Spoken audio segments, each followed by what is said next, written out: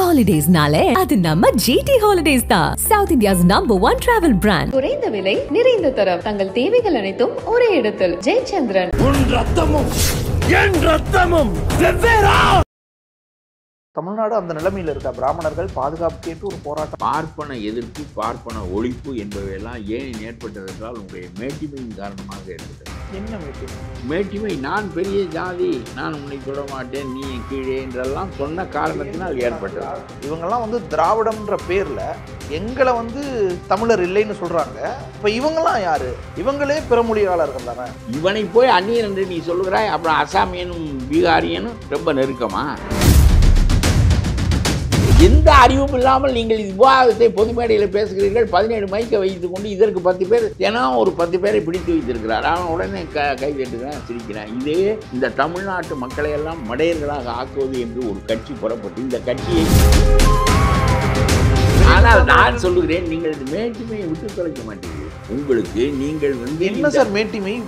ரோட்ல உட்கார்ந்து போராடுற நிலைமைக்கு வந்திருக்காங்கன்னா இருக்கிறதே பிராமணர்களை வரலாறு, இதெல்லாம் வரலாறு. சும்மா யாராவது பேசிக்கொண்டே இருந்தால் இது மண் நீதியை வெள்ளைக்காரன் எழுதினா வெள்ளைக்காரன் 19ஆம் நூற்றாண்டில் இருந்தான். மனுநீதியில் நிறைய திரிபோட எழுதிட்டாங்க. இவங்க எதிர்க்கிற விஷயங்கள் அது வந்து ஒரு சமத்துவத்துக்கான ஒரு நூலா தான் இருக்கு. சரி, நான் ஒன்று சொல்லுகிறேன், திரிக்கப்பட்ட நூல் தான் இருக்கு. கொளுத்தி விடுவோம் வா. திரிக்கப்பட்ட நூல் இருக்கு. உண்மையை பேசுகின்ற நூலை வைத்துக் கொள்வோம், திரிக்கப்பட்ட நூலை எரித்து விடுவோம், மனு தர்மத்தை எரிப்போம். வருகிறாயா நீ? இப்படி திருப்பி சனாதனத்தையும் ஒழிப்போம்ன்றதெல்லாம் பேச்சா? சனாதனம் திராவிட இயக்கம். வர்ணாசிரம தர்மம் என்பது வேறு. இந்த உதயநிதிக்கு ஓரளவு தெரியாது. பிராமணர்கள் தொடர்ந்து 100 வருஷமா குறி வைக்கப்பட்டுக்கிட்டே இருக்காங்க, வந்து ஒடுக்கப்பட்டுக்கிட்டே இருக்காங்க. 1000 ஆண்டுகளாக குறி வைக்கப்படுவார். பிராமணனை ஒழிக்க முடியாது. அவனுக்கு ஒதுக்கீடும் தேவையில்லை, ஒன்றும் தேவையில்லை. அவன் போய் அமெரிக்காவில் வாஷிங்டன்ல அக்ரஹாரம் வைத்து விட்டான். அதெல்லாம் விடுங்க, அவனுக்கு எந்த ஒதுக்கீடு வேண்டும் என்று கேட்காத ஒரே சமூகம் அவன் தான். கேட்கறாங்க இடபிள்யூஎஸ் எல்லாம் தமிழ்நாட்டிலேயே அமல்படுத்தணும்னு கேட்கறாங்க. எந்த ஒரு சட்டம், முட்டாள்தனமான சட்டம். இந்தியாவிலே சட்டங்கள் ஒழுங்காக இல்லை என்பதற்கு குண்டாஸ் ஆக்ட் ஒரு காரணம், இந்த பிசிஆர் ஆக்ட் ஒரு, அது வேணும்ன்றாங்க. பிராமணர்களுக்காகவும் கொண்டு வரணும் எது கேட்குறாங்க அந்த போராட்டம். அதான் இப்போ நம்ம சீமானோடு சேர்ந்து விட்டார்கள். இது எல்லாம் அறிவோடு பேசுகிறார்களா? இவர்களுக்கு எதுக்கு பிசிஆர் ஆக்ட்? இவனை நீ தான் எல்லோரையும் இழிவாக பேசிக்கிட்டு இவனை கொண்டு போய் பிற்பட்டவர்களை சேர்த்து விட்டால் பிற்பட்டவர் கொள்கையே போய்விடும். அவன் டாக்டர், அவன் மகன் டாக்டர், அவன் பேரன் டாக்டர், பேரனுக்கு மகன் டாக்டர். இவர்கள் வரிசையை விட்டு போனால் தானே அப்புறம் மாடு மேய்க்கிறவன் மகன் டாக்டர் ஆக முடியும்.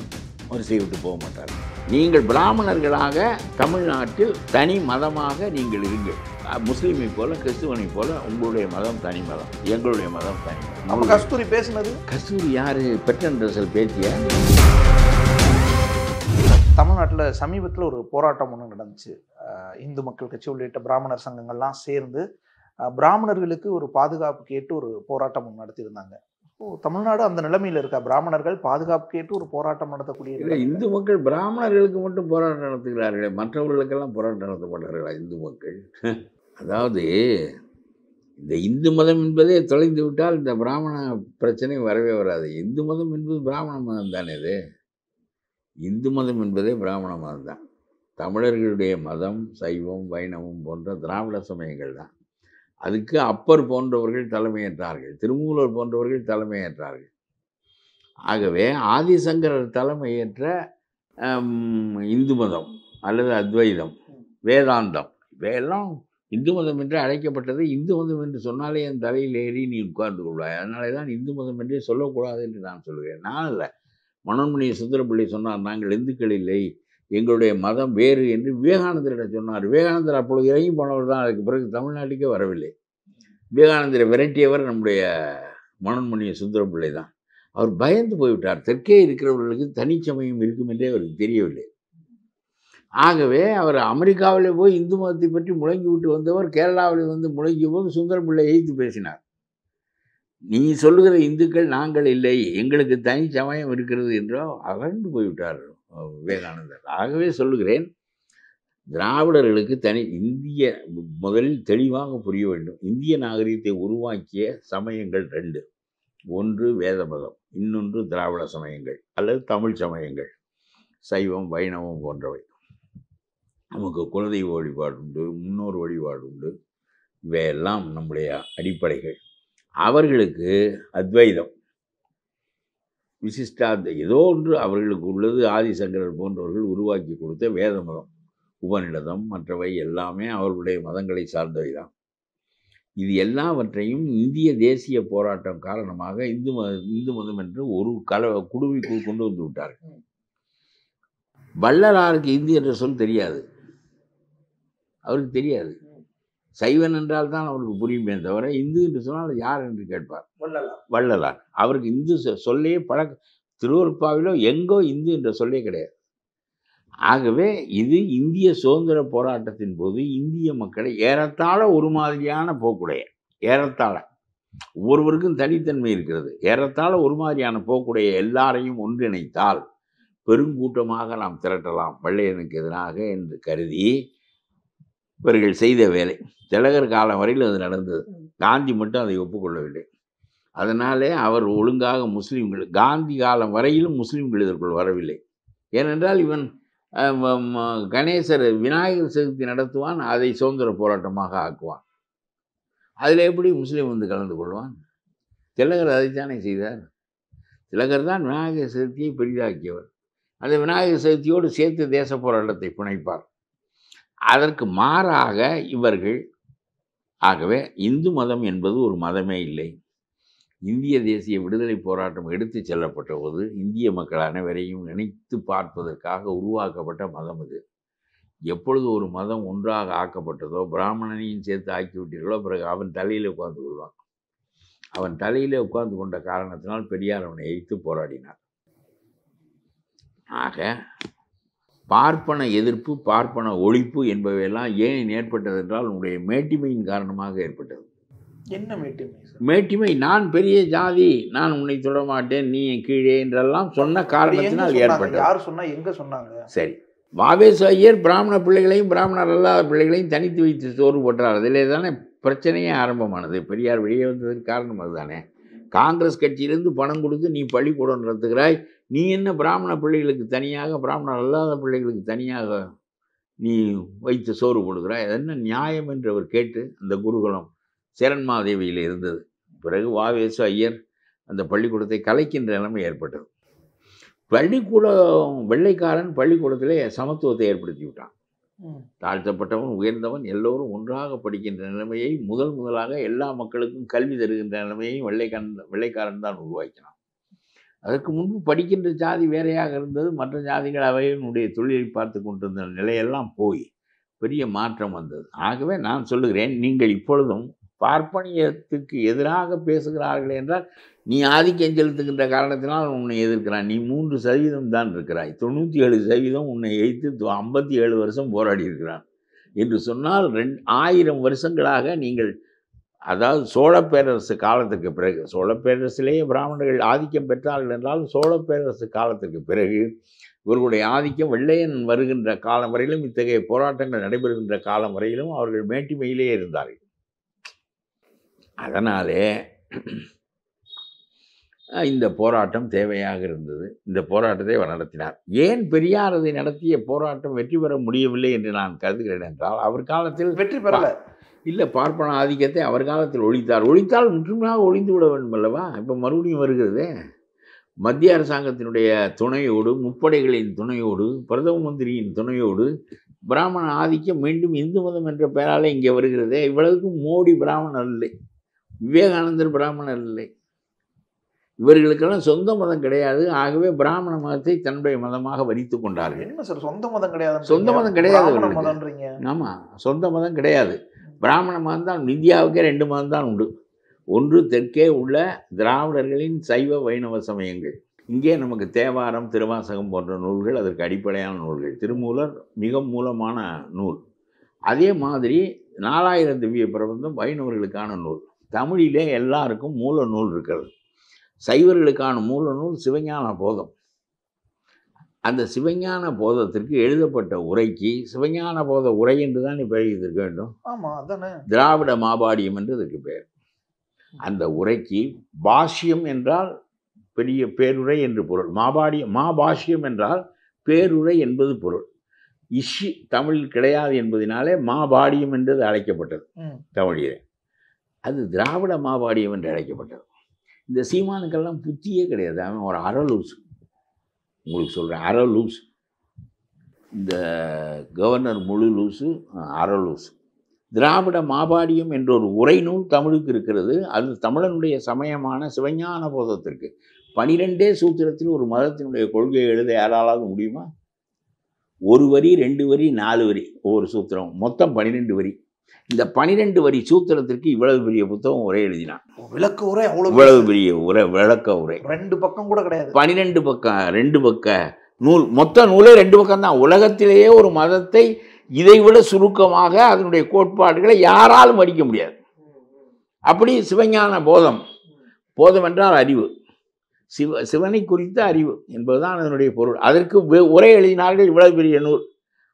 மிகச்சிறந்த உரை ஒரு திருவாடுதுறை மடத்து தலைவர் தான் அதை எழுதினார். அதுக்கு திராவிட மாபாடியம் என்று பெயர். ஏன் சிவஞான போத உரை என்று வைக்க வேண்டியதானே? ஆனால் இப்போ இந்த விஷயத்தில் அவங்களே பிராமணர்களினுடைய அந்த போராட்டத்தில் அவங்க வைக்கிற முக்கியமான ஒரு பிரச்சாரம், அதில் நிறைய பேர் பேசினதோட ஒரு சாராம்சம், இவங்கெல்லாம் வந்து திராவிடம்ன்ற பேரில் எங்களை வந்து தமிழர் இல்லைன்னு சொல்கிறாங்க. அப்போ இவங்கெல்லாம் யார்? இவங்களே பிற மொழியாளர்கள் தானே, வேற மொழி பேசக்கூடியவங்க தானே. இங்கே வரும் பொழுது கூட வந்தவங்களும் அவங்களும் எங்களை சொல்கிறதா? யார் பிற மொழியாளர்? கருணாநிதி குடும்பமா? தெளிவாக சொன்னால் தான் எனக்கு புரியும். இல்லைன்னா தெலுங்கு மொழி பேசக்கூடிய மன்னர்களோடு வந்தவர்கள் என்னை பொறுத்தவரையிலும் தெலுங்கு மொழி பேசுகிறவர்களே அந்நியர்களாக நான் நினைப்பதில்லை. என்னை பொறுத்தவரையிலும் இல்லை, தமிழ்நாட்டை பொறுத்தவரையிலும் அறிஞர்களை பொறுத்தவரையிலும் யாரும் அப்படி நினைப்பதில்லை. நம்முடைய பிள்ளைகள் தான் அந்த மொழிகள். ஆகவே அதை பேசுகிற மக்களும் நம்முடைய மக்கள் தான். தெலுங்கனும் மலையாளியும் கன்னடனும் நமக்கு எவ்வளவு உறவோ அதை விட அயலான உறவு தான் பீகாரியும் அசாமியனும். இவனை போய் அந்நியன் என்று நீ சொல்லுகிறாய், அப்புறம் அசாமியனும் பீகாரியனும் ரொம்ப நெருக்கமா? நான் கேட்கிறேன். நாம் ஈன்ற பிள்ளைகளெல்லாம் நாம் ஒதுக்கி விட்டு போனால் தமிழுக்கு என்ன பெருமை இருக்கிறது என்று கேட்கிறேன். அதைத்தானே அவர் சொன்னார். சமக்கிருதம் பல பிள்ளைகளை ஈன்றது, பிள்ளைகள் வாழ்கின்றன, சமக்கிருதம் செத்து போய்விட்டது. தமிழ் பல பிள்ளைகளை ஈன்றது, தமிழும் வாழ்கிறது, பிள்ளைகளும் வாழ்கின்றன. அத்தகைய சிறப்பு உனக்கு இருக்கிறது, இளமை மாறாமல் வாழ்கிறாயே தமிழே என்று வாழ்த்துகிறார். அப்புறம் அதையெல்லாம் உனக்கு நம்முடைய மொழி தாய் மலடியா? நம்முடைய தமிழ் மலடியா? சமக்கிருதம் பல பிள்ளைகளை பெற்ற மொழி. நம்முடைய தாய் மலடியா? தமிழ் மட்டும்தானா? எந்த அறிவும் இல்லாமல் நீங்கள் விவாதத்தை பொது மேடையில் பேசுகிறீர்கள். 17 மைக்கை வைத்து கொண்டு இதற்கு 10 பேர், தினம் ஒரு 10 பேரை பிடித்து வைத்திருக்கிறார். அவன் உடனே கை தட்டுகிறான், சிரிக்கிறான். இதே இந்த தமிழ்நாட்டு மக்களையெல்லாம் மடையர்களாக ஆக்குவது என்று ஒரு கட்சி புறப்பட்டு இந்த கட்சியை அதனுடைய தன்மையை சரியாக வெளிப்படுத்தி வேறு இருக்க முடியவில்லை என்றால் நாட்டுக்கு, வரலாற்றுக்கு, இனத்திற்கு, நாகரிகத்திற்கு, பண்பாட்டுக்கு அத்தனைக்கும் இழிவு என்று சொல்லுகிறேன். இல்லை சார், எங்களை எப்படி நீங்கள் தமிழர் இல்லைன்னு சொல்லலாம்? சொல்கிற நீ தமிழர். பிராமணர்கள் தமிழர்கள் தான், நான் ஏற்றுக்கொள்கிறேன். தமிழ் பேசுகிற பிராமணர்கள் தமிழர்கள் தான். தெலுங்கு பேசுகிற பிராமணனும் தமிழ்நாட்டில் தான் வெகு காலமாக வாழ்கிறான், அவனும் தமிழர் தான். அதிலெல்லாம் என்ன இருக்கிறது? நம்முடைய பிள்ளைகள் தான். அப்புறம் ஏன் மாற்றம் தாய் மனப்பான்மையோட ஒதுக்கி 100 வருஷமா தொடர்ந்து பிராமணர் இல்லாத ஒரு இயக்கம், நீதி கட்சி, திராவிடர் கழகம், திமுக, அதிமுக எல்லாம். ஒரு செய்தி சொல்கிறேன், ரொம்ப நுட்பமான செய்தி. இது பொது வழியில் பேசப்படாததை சொல்லுகிறேன். பிராமணன் தமிழன், சரியான தமிழன், தாய்மொழியே அவனுக்கு தமிழ் தான். என்ன, அதில் மாற்றமே கிடையாது. அப்படியானால் ஏன் அவன் நம்மோடு ஒட்ட மாட்டேன் என்கிறான்? நம்முடைய தமிழில், நம்முடைய இனத்தில், நம்முடைய பழக்க வழக்கத்தில், பண்பாட்டில் ஒட்ட மாட்டேன் என்கிறான் என்று சொன்னால் அவனுடைய பிடிப்பு நான் தமிழன் என்பதிலே இல்லை, நான் வேதத்தை கடைப்பிடிக்கின்றவன் என்பதிலே இருக்கிறது. வேதத்தின் மூலம் சமக்கிருதம். இந்தியா பூராவும் இருக்கிற பிராமணர்கள் தங்களை ஒன்று என்று நினைப்பார்கள். ஏனென்றால் அவர்கள் எல்லோருக்கும் மூலம் வேதம். நான் பிழை என்பது என்னுடைய கருத்தல்ல, பிராமணன் குறைவானவன் என்பது என்னுடைய கருத்தல்ல, அவனுடைய நூல்கள், இலக்கியங்கள் குறைவானவை என்பது என்னுடைய கருத்தல்ல. ராமாயணத்தையும் மகாபாரதத்தையும் இவ்வளவு பெரிய பாரகாவியங்களை எழுத தெரிந்தவன் அவன்தான். அதனால நான் அதை குறைவாக சொல்லவில்லை. பாரதே பிராமணர்கள் இல்லைன்னு தானே. சமக்கிருதத்தில் இருப்பதையெல்லாம் நான் பிராமணன் என்று சேர்த்து சொல்லுவேன். அது எழுதியவன் வேடனாக இருக்கட்டும், வேற எவனாக இருக்கட்டும், வடநாட்டுக்காரன் தானே. சமக்கிருதத்தை தாய்மொழியாக கொண்டவன் தானே எழுதியிருப்பான். இன்னும் ஆகாத கேள்வி இதெல்லாம்.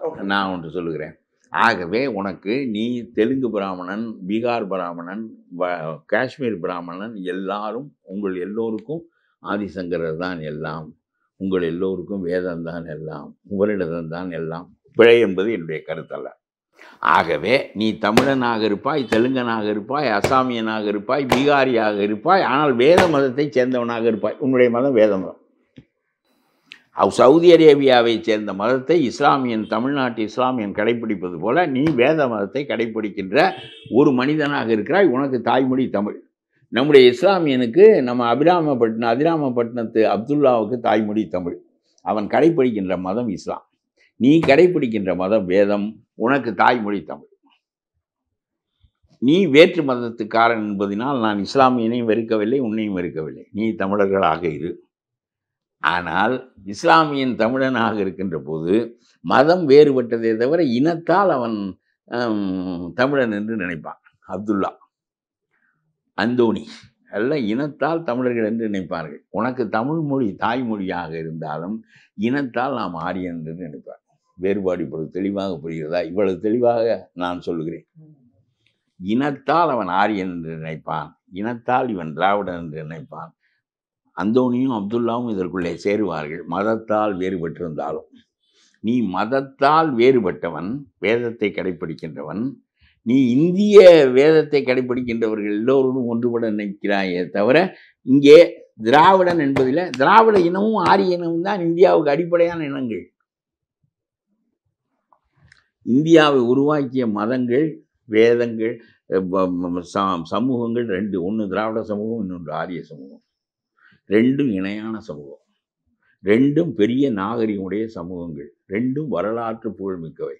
இன்னும் சொன்னால் சிந்து சமூக நாகரிகம் ஆரியர்கள் வருவதற்கு முன்னால் இருந்த இந்த மண்ணுக்குரிய நாகரிகம். வெளியே இருந்து வந்ததினால் அவனை விரட்ட வேண்டும் என்பது என்னுடைய கருத்து அல்ல. பாருங்க, வெளியில இருந்து வந்தவங்கன்றீங்க. ஆரியர்கள் வர்றதுக்கு முன்னாடி சிந்து சமவெளி நாகரிகம் இந்த மண் இருந்தது.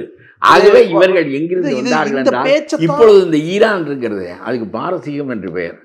அந்த பாரசீகத்திலிருந்து இஸ்லாம் பரவிய போது ஓடி வந்தவர்கள் பார்சிகள். அவர்கள் தீ வழிபாட்டினர். அதற்கு முன்பு வந்தவர்கள் நம்முடைய வேத மதத்தினர். நான் சொல்வதெல்லாம் வரலாறு சார். இதெல்லாம் இந்த பாரதத்துல எல்லாரும் ஒண்ணு மண்ணுமா இருக்கோம், எல்லாரும் இங்கதான் வாழ்ந்துட்டு இருக்காங்க. நீங்க ஆனா தொடர்ந்து 100 வருஷமா இவங்கெல்லாம் ஏதோ கைபர் கணவாய் வழியா வந்தவங்க கைபர் கணவாய் வழியாக வந்தது குற்றம் இல்லை, ஆனால் வந்தது உண்மை. அது வந்தது உண்மை, வந்தது குற்றம் இல்லை. என்னுடைய கருத்து, நான் ராஜாஜியை, ஜெய கிருஷ்ணமூர்த்தியை எல்லாம் ரொம்ப போற்றுகின்றவன். அவர்களெல்லாம் பிராமணர்கள். எனக்கு அவர்களுடைய அறிவை நாம் பயன்படுத்தி கொள்ள வேண்டும். மகாபாரதத்தை 5 நூல்களை என்னை எடுத்துக்கொண்டு போக சொன்னால் திருக்குறள் முதல் நூலாக இருக்கும், புத்தன் 2வது நூலாக இருக்கும், மகாபாரதம் 3வதாக இருக்கும், ராமாயணம் 4வதாக இருக்கும். ஆகவே நான் அறிவை பிராமண அறிவு என்று தள்ளக்கூடியவன் இல்லை. நான் பிராமணர்களை இழிவுபடுத்துகின்ற போக்குடைய. ஆனால் நான் சொல்லுகிறேன், நீங்கள் இந்த மேட்டிமையை விட்டு தொலைக்க மாட்டீர்கள். உங்களுக்கு நீங்கள் என்ன மேட்டிமை உட்கார்ந்து போராடுற நிலைமைக்கு வந்திருக்காங்க. அந்த மனு தர்மம் இருக்கிறதே, இந்த நூல் தேவையற்ற நூல். இது எங்களுடைய முன்னோர்களுடைய நச்சு சிந்தனையில் பிறந்த நூல் என்று நீ அதை தள்ளிவிட்டு வந்து விட்டால், அது எழுதுனதே பிரிட்டிஷ்காரங்க தான். அதுக்கு இதுக்கெல்லாம் சம்மந்தம் இல்லை. இதெல்லாம் பழைய இந்த மாதிரிலாம் சொன்னா அரலூசுன்னு சொல்ற மாதிரி இப்படி சொன்னவன முழு லூசுன்னு சொல்லுவேன். அப்புறம் வருத்தப்படக்கூடாது. இதெல்லாம் என்ன வரலாறு, 100,000 வரலாறு வெள்ளைக்காரன் அழி வைத்திருக்கிறான். அவ்வளவு வரலாறுகளும் இருக்கிறது. நான் திருவிளையாட புராணங்கள் எத்தனையும் எடுத்து விட்டேனால் வருத்தப்படுவீர்கள். அதெல்லாம் வரலாறு, இதெல்லாம் வரலாறு. சும்மா யாராவது பேசிக்கொண்டே இருந்தால், இது மனுநீதியை வெள்ளைக்காரன் எழுதினால் வெள்ளைக்காரன் 19ஆம் நூற்றாண்டில் வந்தான். இல்லை, மனுநீதியில் நிறைய திரிபோட எழுதிட்டாங்க. இவங்க எதிர்க்கிற விஷயங்கள் அது ஒரு சமத்துவத்துக்கான ஒரு நூலாக தான் இருந்துச்சு. சரி, நான் ஒன்று சொல்லுகிறேன். திரிக்கப்பட்ட நூல் தான் இது. கொளுத்தி விடுவோம். வா, திரிக்கப்பட்ட நூல் எதற்கு? உண்மையை பேசுகின்ற நூலை வைத்துக் கொள்வோம், திரிக்கப்பட்ட நூலை எரித்து விடுவோம், மனு தர்மத்தை எரிப்போம். வருகிறாயா நீ?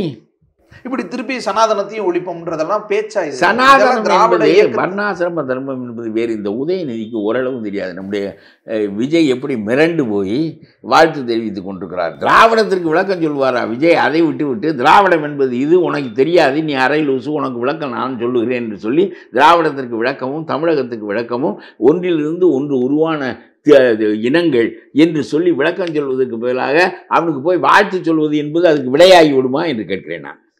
அது அவர் எவனை வைத்திருக்கிறாரோ தெரியல, அங்கே ஒரு அரலூசி எவனும் இருப்பான் போல இருக்கு. வாழ்த்து சொன்னால் சரியாகி விடுமா? இது பெருமையாகி விடுமா? ஒரு தவறான கருத்தை முன்வைத்திருக்கான், அந்த கருத்தை அடித்தெறிய வேண்டாமா? திராவிடம் என்பதே கிடையாது, திராவிடம் என்பது இல்லை என்று சொல்லுகிறான். தமிழன் மட்டும்தான் உண்மை என்று சொல்கிறான். நீ திராவிடத்தை ஒப்புக்கொண்டிருக்கிறாய். எப்படி திராவிடம் உண்மை என்று சொல்வதை விட்டுவிட்டு வாழ்த்து சொல்லிக் கொண்டிருந்தால் அவன் அடங்கி விடுவானா? இது இந்த பெருந்தன்மையால் நம்முடைய கருத்து நிறைவேறுமா என்று கேட்கிறேன் நான். திராவிடத்திற்கு விளக்கமும் சொல்லிவிட்டு வாழ்த்தும் சொல்லு. ஐயோ, நம்முடைய எனக்கு இந்த தமிழ்நாட்டு அரசியல் மாதிரி 100 வருஷமா குறி வைக்கப்பட்டுக்கிட்டே இருக்காங்க. இங்க வந்து ஒடுக்கப்பட்டு 1000 ஆண்டுகளாக குறி வைக்கப்படுவார்கள். நான் சொல்லுகிறேன், சிவவாக்கிய சித்தர் காலத்திலிருந்து குறி வைக்கப்பட்டார்கள் பிராமணர்கள். ஆமா, பறைச்சி போகம் வேறதோ, பணத்தி போகம் வேறதோ, இறைச்சி தோல் எலும்பினும் இலக்கப்பட்டு இருக்கிறதோ என்பதெல்லாம் ஆரிய எதிர்ப்பு பாடல்கள் தான். எவ்வளவு காலம், 1000 ஆண்டுகளாக இந்த போராட்டம் சித்தர்கள் நடத்தி ரொம்ப கடைசியாக பெரியார் வந்து சேர்ந்தார். ரொம்ப கடைசியாகத்தான் பெரியார் வந்தார். பெரியார் அந்த அந்த அதுவும் இவர்கள் 13ஆம் நூற்றாண்டுக்கு பிறகு, சோழ பேரரசு காலத்துக்கு பிறகு பெரிய சரிவு. தமிழுக்கு, தமிழனுக்கு, எல்லாவற்றுக்கும் பெரிய சரிவு. மராத்தியர்கள் ஆண்டார்கள், அவர்கள் ஆண்டார்கள், இவர்கள் ஆண்டார்கள். பெரிய குளறுபடி. பிராமணர்கள் ஏற்றம் பெற்றார்கள், சமக்கிருதம் ஏற்றம் பெற்றது, தமிழ் தாட்சி அடைந்தது. தமிழன் கீழாக போய்விட்டான், கூலியாக போய்விட்டான். இவனுடைய மண் இது. ஆனால் இவனுடைய நாகரிகம் தாழ்மைப்படுத்தப்பட்டது. நான் சொல்லுகிறேன், பிராமணர்கள் இதையெல்லாம் உணர்ந்து, நான் சொல்லுகிறேன், அந்த இளவையெல்லாம் சனியனையெல்லாம் தள்ளி விட்டு இயல்பாக நாம் நடந்து கொள்ள. பிராமணனை ஒழிக்க முடியாது, அவனுக்கு ஒதுக்கீடும் தேவையில்லை, ஒன்றும் தேவையில்லை. அவன் போய் அமெரிக்காவில் வாஷிங்டனில் அக்ரஹாரம் வைத்து விட்டான். அவனை எவனும் ஒழிக்க முடியல. இங்கே வாழறதுக்கான உகந்த சூழலை ஏற்படுத்தாதனால தானே அவங்க இதை விட நல்லது. அவன் வாஷிங்டனில் அக்ரஹாரம் வைத்திருக்கிறான் என்பது சிறந்ததா, சிறந்தது இல்லையா? அவன் உபஜனாதிபதி தேர்தலில் அறபிராமணத்தில் இருக்கிறாள் என்பது சிறந்ததா, சிறந்தது இல்லையா? அதெல்லாம் விடுங்க. அவனுக்கு எந்த ஒதுக்கீடு வேண்டும் என்று கேட்காத ஒரே சமூகம் அவன் தான். கேட்குறாங்களே என்ன கேட்குறேன், இவனுக்கு ஒதுக்கீடு இடபிள்யூஎஸ் எல்லாம் தமிழ்நாட்டிலே அமல்படுத்தணும்னு கேட்குறாங்கல்ல. இடபிள்யூவை நான் வந்து ஆதரிக்கிறது இல்லை. ஏன்னா இந்த பொருளாதாரத்தில் பின்தங்கியவர்களுக்காக 10% ஒதுக்கீடு தரப்பட்டது. ஒரு புதிய கருத்தை நாம் பேசுவோம், ஏன் அது ஏற்பட்டது என்று. இவர்கள் விளக்கமாக பேச மாட்டார்கள் நம்முடைய தமிழ்நாட்டு அரசியலில் தெளிவாக. ஏனென்றால் ஸ்போக்ஸ் பர்சன் யார், அந்த ஆள் யார்? திமுகவுக்கு ஒருவர் இருக்கிறார், ஒரு எம்பி. அவர் பேர் என்ன? உலர்கிறது மன்னன். இந்த திமுக ஒரு ஸ்போக்ஸ் பர்சன், எந்த பேரை சொல்ல முடியும்? அந்த ஒரு எம்பி இருக்கிறார், அவர் பேசுவார் அடிக்கடி. அரசு பாரதி. ஐயோ, எதையாவது ஒன்றை பேசிக்கொண்டுப்பார். இந்த நான் விளக்கமாக சொல்கிறேன். பொருளாதார ரீதியான ஒதுக்கீடு 10% மத்திய அரசாங்கம் கொடுத்ததா? திமுக அதை எதிர்க்கிறது. திமுகவை போல நானும் எதிர்க்கிறேன். அது ஏன் என்று சொல்லுகிறேன். காங்கிரஸ் எதிர்க்கவில்லை, வடநாட்டில் உள்ள ஒரு கட்சியும் எதிர்க்கவில்லை, எல்லாரும் ஏற்றுக்கொண்டார்கள். ஏன் என்று பார்க்கணும். அதையெல்லாம் பேசுவதற்கு இந்த ஆர்எஸ் பாரதிக்கு தெரியாது. ஏன் வடநாட்டிலே எல்லோரும் பொருளாதார ரீதியான 10% ஏற்றுக்கொள்கிறார்கள், ஏன் தமிழ்நாட்டில் மட்டும் ஏற்றுக்கொள்ளவில்லை? இதை ஸ்டாலின் நடைமுறைப்படுத்தாததை குறித்து நான் குற்றம் சொன்னதில்லை. அது சரி என்று நான் ஏற்றுக்கொள்வதற்கு காரணம், இந்த 10% ஒதுக்கீட்டை வைத்தால் 3% பிராமணன் 10% எடுத்துவிடுவான், 9.5% எடுத்துவிடுவான். 0.5% தான் இந்த முதலியார் சைவ பிள்ளை மாதிரிலாம் பெற முடியும். 9.5% அவன் தூக்கி விடுவான். அதனால அதனுடைய பலன் யாருக்கு போகும் என்றால் 10% இந்த கொஞ்சம் விட்டு போன மேல் ஜாதி என்று தமிழ்நாட்டிலே கொஞ்சம் பேரை தள்ளி வைத்திருக்கிறீர்களே, அவர்களுக்கு போகாது. அவனால் இவனோடு போட்டி போடவே முடியாது.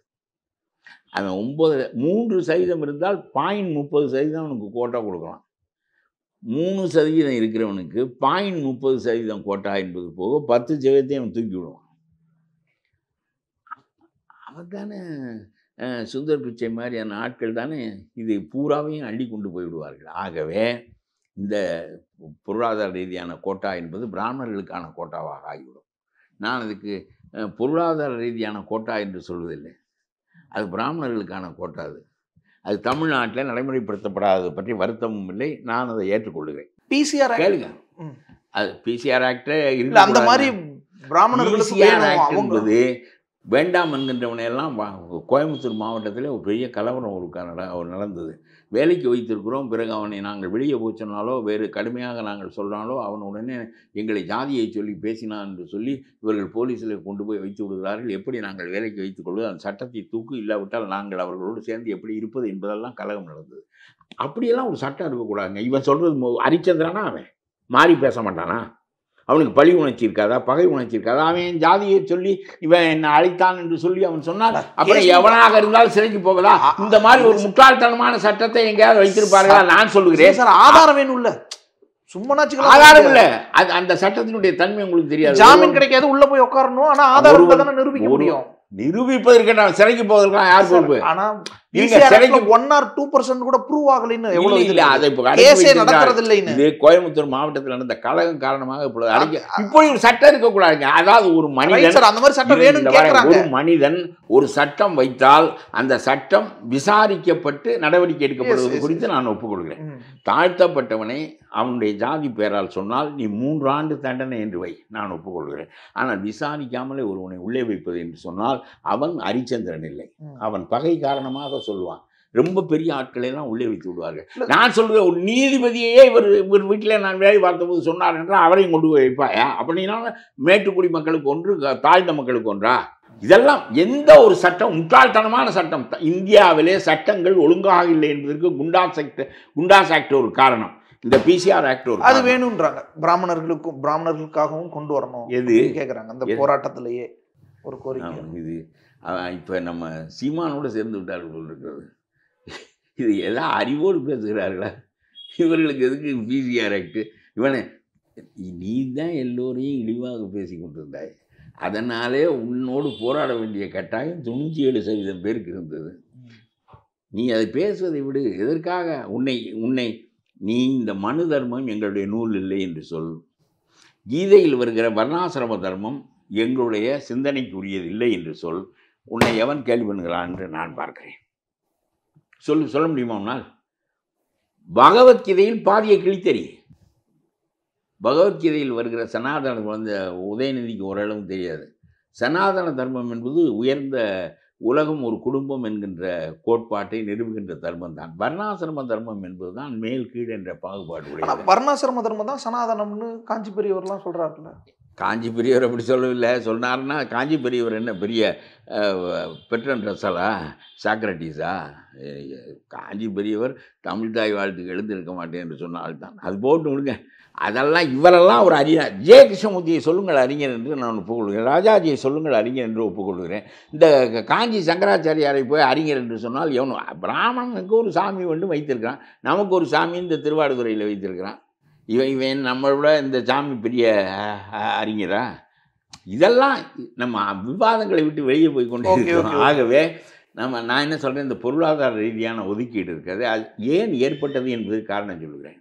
ஏமாற்றுவதற்காக ஏற்பட்டது. மராத்தியன் பெரிய மக்கள் தொகையில் இருக்கிறான், அவன் என்னை பிற்பட்டவர்கள் சேர் என்று சொல்கிறான். ஜாட் பெரிய மக்கள் தொகையில் இருக்கிறான், 52% இருப்பார்கள். அவன் என்னை பிற்பட்டவர்கள் சேர்க்கவில்லை என்றால் அவனை தள்ளி வைத்து விட்டு நீங்கள் ஆட்சிக்கு வர முடியாது. ஜனநாயகம் ஒரு மட்டமான அமைப்பு, எண்ணிக்கைக்கு மட்டுமே அது கட்டுப்படும். இப்பொழுது அம்பேத்கருடைய போராட்டம் வெற்றி பெறுவதற்கு என்ன காரணம் என்றால் ஜனநாயகம் காரணம், உங்களுடைய எண்ணிக்கை வலிமை காரணம். எண்ணிக்கை வலிமை பெரிய காரணம். ஜனநாயகம் ஒன்றே ஒரு அந்த முட்டாள்தனமான அமைப்பு ஒன்றே ஒன்றுக்கு தான் கட்டுப்படும், எண்ணிக்கை வலிமை, நியூமரிக்கல் ஸ்ட்ரெங்க். அது ஜாட்டுக்கு இருக்கிறது, அது மராத்தியனுக்கு இருக்கிறது. என்னை சேர்க்கிறாயா இல்லையா? பட்டேலுக்கு இருக்கிறது. என்னை சேர்க்கிறாயா இல்லையா என்று கேட்டு அரசாங்கத்தை கவிழ்க்க போகிறார்கள். அப்பொழுது இவனை சமாதானப்படுத்துவதற்காக இவனை கொண்டு போய் பிற்பட்டவர்களை சேர்த்து விட்டால் பிற்பட்டவர் கொள்கையே போய்விடும்.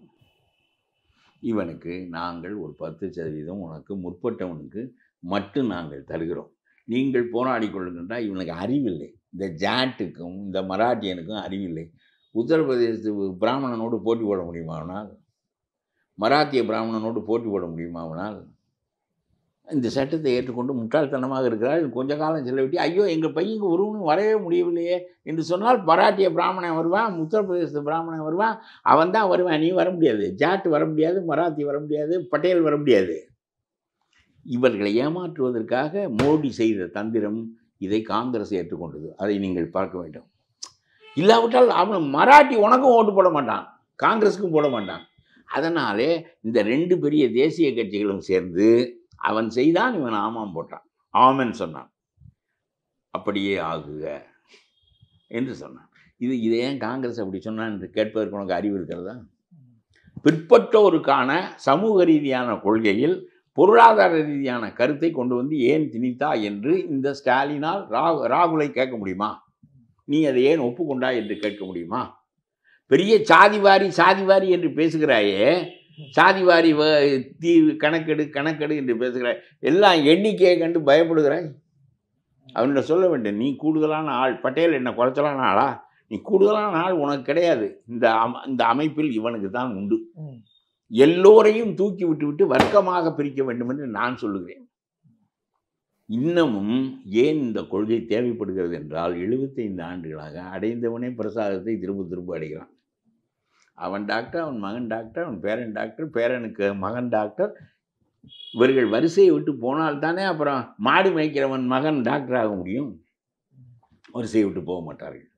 அதை போக வைக்க இந்த நாடு 10% நீ 10 ஆண்டுகளுக்கு ஒரு முறை வெளியேற்றி இருந்தால் அந்த மொத்த சமூகமும் முன்னுக்கு வந்திருக்கும். வெளியேற்றுவதே இல்லையே. அடைந்தவன் எதற்கு மறுபடியும் திருப்பி வருகிறாய்? நீ பணம் கட்டி அடை. உங்கள் அப்பன் டாக்டர் ஆகிவிட்டான் அல்லவா, அவனுக்கு வருமானம் வருகிறது. அவன் மாடி மேய்க்கிறவன், அவனுக்கு எந்த வருமானமும் இல்லை, அவன் டாக்டர் ஆகட்டும். நீ பணம் கட்டி டாக்டர் ஆகட்டும், அவன் ஒதுக்கீட்டு டாக்டர் ஆகட்டும். அப்புறம் அவனும் டாக்டர் ஆன பிறகு வேற ஒருத்தனுக்கு ஆடு மேய்க்கிறவனுக்கு இடம் கொடு. அது செய்யவில்லையே. இந்த அரசியல் என்பது எப்படியாவது இந்த பதவி, இந்த அதிகாரம், 28 கார் முன்னும் பின்னும் போகுது, போலீஸ்காரன் சல்யூட் அடிப்பது, நாம் சொன்னால் நம்ம மீது வழக்கு போட முடியாது, நாம் சொன்னால் யார் மீதும் வழக்கு போடலாம் என்கின்ற அதிகாரமெல்லாம் அவர்களுக்கு பெரிய மகிழ்ச்சி அளிக்கிறதே தவிர உண்மை என்பது இல்லவே இல்லை. ஆகவே இந்த பொருளாதார கொள்கை என்பது எவ்வளவு மட்டமான கொள்கை என்பதை எண்ணிப்பார்கள். இதை நான் தான் சொல்லுகிறேன், எவனா சொல்லுகிறானா? இந்த RS பாரதிக்கு இது புரியுதா என்று ஒருத்தர் கேளுங்கள்.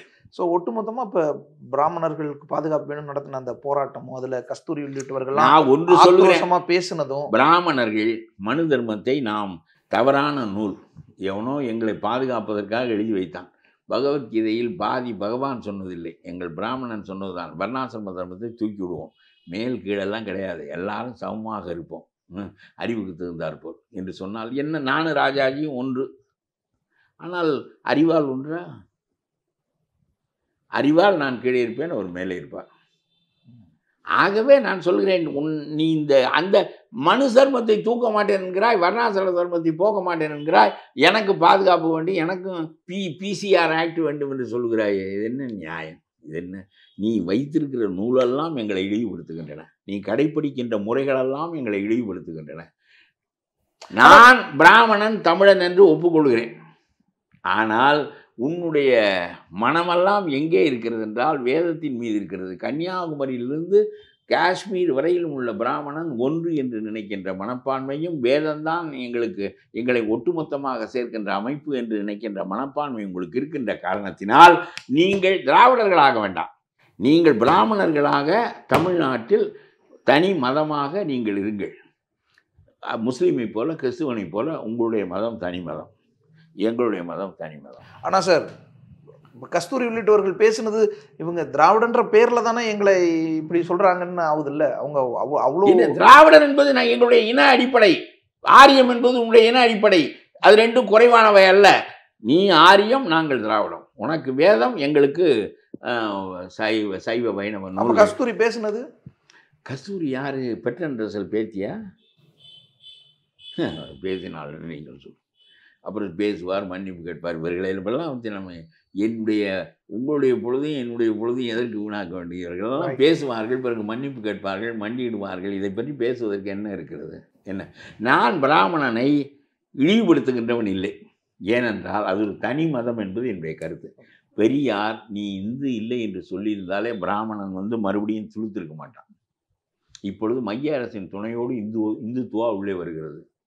நமக்கு என்ன சொல்லி தந்திருக்க வேண்டும் என்றால், உனக்கு தனி மதம் இருக்கிறது, சைவம் இருக்கிறது, வைணவம் இருக்கிறது, நீ இந்து இல்லை, நீ பிராமணனோடு சேர்ந்த மதத்தினன் இல்லை, அவன் தனி மதம், நீ தனி மதம் என்று சொல்லிவிட்டு நீ தனி முட்டாள் என்று நம்மை சொல்லட்டும். அது வேறு. அவர் சொல்லுவார் சைவன் ஒரு முட்டாள் என்று சொல்வார், அது சொல்லட்டும், பரவாயில்லை. மதம் நாம் இந்து இல்லை என்றால் சொல்லி தந்திருக்க வேண்டும். இந்த அறிவு போதாத இந்த திராவிட சமூகத்தை சேர்ந்தவர்கள், திராவிட மாடல் அரசியல் நடத்துகிறார்களே, இவர்களுக்கு தமிழ் சமயங்கள் அறநிலையத்துறை என்று வைக்க தெரியவில்லை. இந்து அறநிலையத்துறை என்று வைத்திருக்கிற வரையிலும் பிராமணனுடைய ஏற்றம் இருக்கும். எவனுக்காவது இதை ஒரு 15 ஆண்டுகளாக கற்றுக்கிறேனே, எவனாவது கேட்கிறானா? நான் ஒரு கருத்தை சொல்லுகிறேன் என்றால் இந்த மக்களுக்கு போய் சேருகிறதா? ஹாலிடேஸ்னாலே அது நம்ம GT ஹாலிடேஸ் தான். South India's number 1 travel brand. குறைந்த விலை, நிறைந்த தரம். தங்கள் தேவைகள் அனைத்தும் ஒரே இடத்தில். ஜெயச்சந்திரன்.